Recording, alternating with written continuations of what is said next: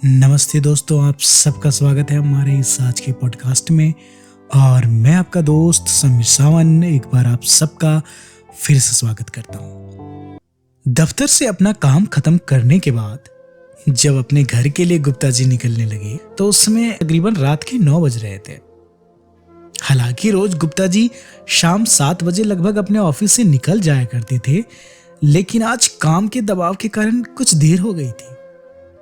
घर जल्दी पहुंचने की हड़बड़ाहट में गुप्ता जी ने आज बस की जगह टैक्सी पकड़ने का निर्णय लिया और फिर ऐप के माध्यम से तुरंत ही एक टैक्सी बुक कर डाली।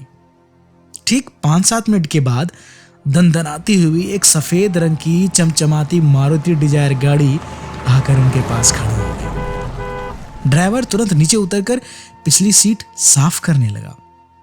सॉरी सर जी, एक बुजुर्ग महिला के साथ कुछ छोटे बच्चे बैठे थे, कुछ खा रहे थे, इसलिए सीट थोड़ी गंदी हो गई है और मैं उनको मना नहीं कर पाया।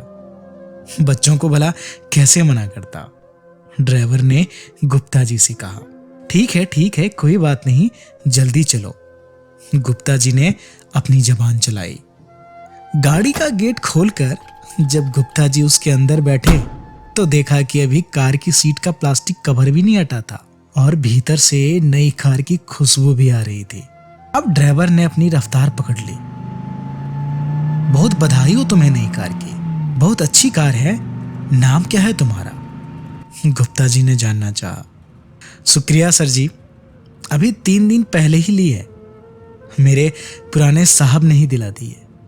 बोले चलाओ, अभी तुम्हें जरूरत है। मैंने कहा उनसे पैसे कैसे दे पाऊंगा, तो बोले चलाओ, अभी पैसे की मत सोचो, मैं देख लूंगा। सर, रमेश जादव नाम है मेरा, ड्राइवर ने बहुत खुश होकर कहा। अच्छा ठीक है, तो फिर ये नई गाड़ी तुम्हारे पुराने साहब ने तुम्हें क्यों दिलाई, गुप्ता जी ने जानना चाहा। सर, मैं उनकी कार चलाता था तकरीबन 20 साल से। रोज सुबह उनको दफ्तर ले जाता और फिर शाम को वापस घर। उसके बाद जब जहां जरूरत होती वहां जाता उनके साथ या फिर उनकी पत्नी के साथ, ड्राइवर बोला। ड्राइवर ने अपनी बात आगे बढ़ाई। सर जी, कोविड में वर्क फ्रॉम होम होने के कारण काम बहुत कम हो गया, फिर वहां मेरी जरूरत ही नहीं रही क्योंकि साहब नौकरी से रिटायर हो गए। उसके बाद मैंने फूड कंपनी का काम पकड़ लिया। सर, बहुत प्रेशर था उसमें, ड्राइवर बोला।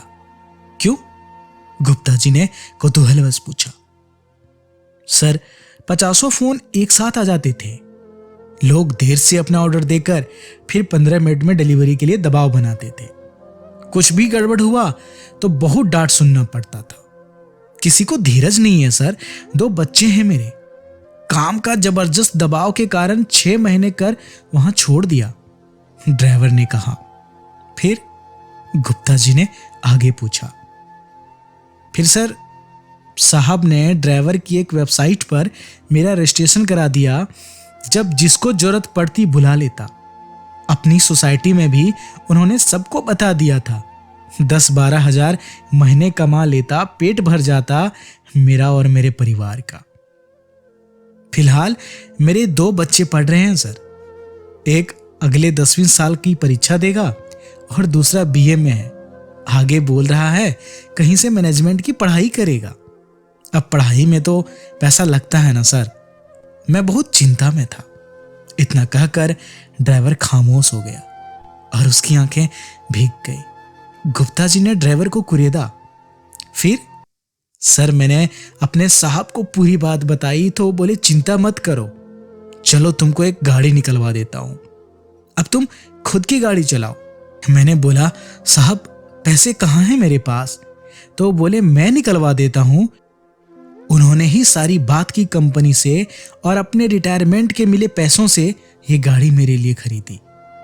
तो कार साहब के नाम से है, गुप्ता जी ने पूछा। नहीं सर, मेरे नाम से, ड्राइवर बोला। फिर तो पैसे चुकाने पड़ेंगे, कैसे करोगे इतना सब कुछ। सर, साहब ने कहा है कि तुम सिर्फ मेहनत और ईमानदारी से गाड़ी चलाओ, अपनी सारी जरूरतें जिम्मेदारियां पूरी करो, पैसे अभी नहीं देने हैं, जब ये गाड़ी बेचोगे तब बताना, फिलहाल मैं सब देख लूंगा। अब तक उस साहब के बारे में गुप्ता जी की उत्सुकता चरम पर पहुंच चुकी थी। ऐसे भले लोग कहां आसानी से मिलते हैं इस दौर में भला? क्या करते हैं तुम्हारे साहब? सर, वो एक बड़े दूरसंचार कंपनी में कार्यरत हैं। बड़े ही भले लोग हैं वे। उनकी पत्नी भी गरीब बस्ती के बच्चों को खाली समय में अपने घर पर बिल्कुल मुफ्त पढ़ाती हैं। क्या नाम है उनका? गुप्ता जी ने पूछा। जी साहब, प्रफुल्ल शर्मा, ड्राइवर ने कहा। मोबाइल नंबर याद है उनका तुम्हें? गुप्ता जी की उत्सुकता के बांध पहले ही ध्वस्त हो चुके थे। ड्राइवर ने अपने साहब प्रफुल्ल शर्मा का नंबर गुप्ता जी को बताया। फिर गुप्ता जी ने उन्हें एक भावनात्मक संदेश व्हाट्सएप पर भेजा। साथ ही उन्हें बताया कि आपके पुराने ड्राइवर रमेश यादव की नई गाड़ी में बैठा हूं। आपने जो उसके लिए किया है उससे मैं बहुत प्रभावित हूं। दूसरी तरफ प्रफुल्ल शर्मा जी को अनजान नंबर का संदेश पाकर बड़ा आश्चर्य हुआ। क्या यह मैसेज मेरे लिए है? उन्होंने वापस प्रतिक्रिया जाननी चाहिए। फिर गुप्ता जी ने विस्तार से प्रफुल्ल जी को पूरी कहानी बताई। पूरा संदेश आदान प्रदान के बाद गुप्ता जी ने यह महसूस किया कि प्रफुल्ल साहब ने अपने ड्राइवर के लिए जो कुछ भी किया है उसका रत्ती भर भी श्रेय वे खुद लेना नहीं चाहते। अंत में प्रफुल्ल बाबू ने गुप्ता जी को बस एक ही संदेश भेजा। जनाब, रमेश मेरा ड्राइवर नहीं बल्कि मेरे परिवार का एक आम सदस्य है। गुप्ता जी की आंखें डबडबा गई और वे मन ही मन सोचने लगे, साला कौन कहता है वे कि इंसानियत मर चुकी है इस दौर में? अपने घर के मुख्य गेट पर पहुंचकर गुप्ता जी टैक्सी से उतर गए और ड्राइवर रमेश को उसके किराए के अतिरिक्त 500 रुपये का एक नोट थमाया और उससे कहा कि वापस अपने घर जाते समय बच्चों के लिए मिठाई खरीद लेना और उनसे बोलना एक अंकल ने भेजा है।